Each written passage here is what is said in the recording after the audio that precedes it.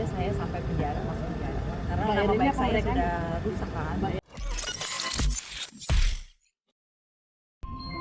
Siap. Sekarang saya memang nggak bersalah. Jadi nama baik saya itu harus saya perjuangkan.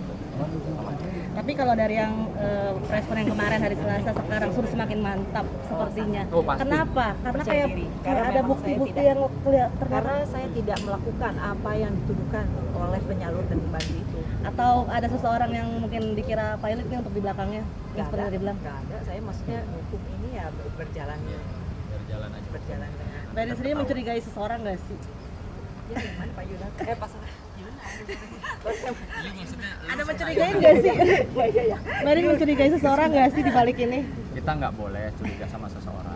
Tapi kalau mohon maaf sekali, kalau ada yang merasa, nggak usah pakai kirim-kirim orang lah, ngomong aja sama kita.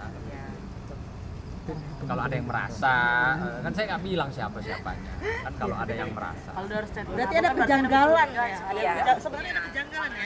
Kenapa ini sampai viral banget gitu? Padahal kan saya nggak melakukan apa-apa. Tapi kok bisa seviral ini?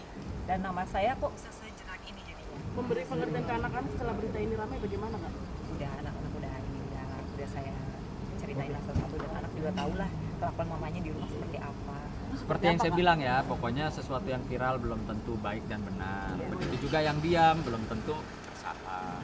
Makanya klien saya dari awal, Mas Unan, saya siap menghadapi. Kapan saya dipanggil? Kalau orang bersalah, kalau orang punya kekhawatiran, nggak akan tuh.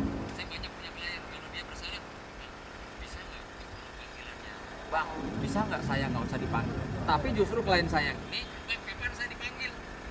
Nah, gitu kan? Kapan saya dipanggil sebagai terlapor? Karena apa? Karena kami, klien saya terutama memiliki keyakinan bahwa apa yang dituduhkan seperti yang tergambar itu kayaknya saya disenari itu tidak benar. Gitu. Ya.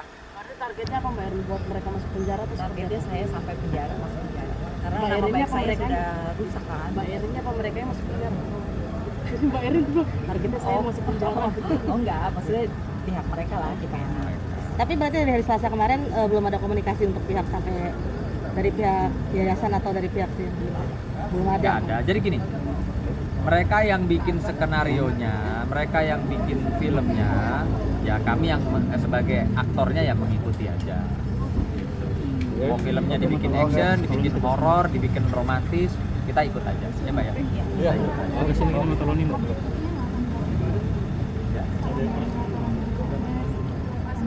Oh, langkah selanjutnya kami pasti sebagai warga negara yang baik, klien kami menunggu panggilan segera. Dapat panggilan segera. Kalau bisa besok dapat panggilan atas laporan mereka, kita pasti hadir ya. Berarti kooperatif ya, Bang? Ya, Bukan kooperatif lagi, justru kami kepingin bisa membuktikan bahwa kasus ini tidak seperti apa yang disampaikan atau dibesar-besarkan gitu. Gitu. Oke. Ya.